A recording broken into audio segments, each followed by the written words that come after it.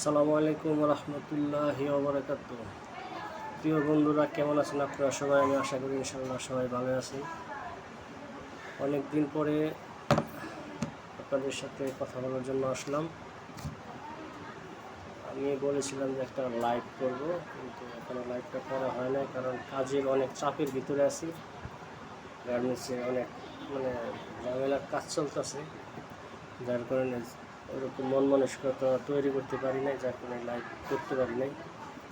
তবে আমার ফ্যাক্টরিতে বর্তমানে কিছু সংখ্যক সিনিয়র মেকানিকের দরকার, যারা নাকি নিটের উপরে ভালো অভিজ্ঞ। আমার নিটের কাজ চলে বেশিরভাগ।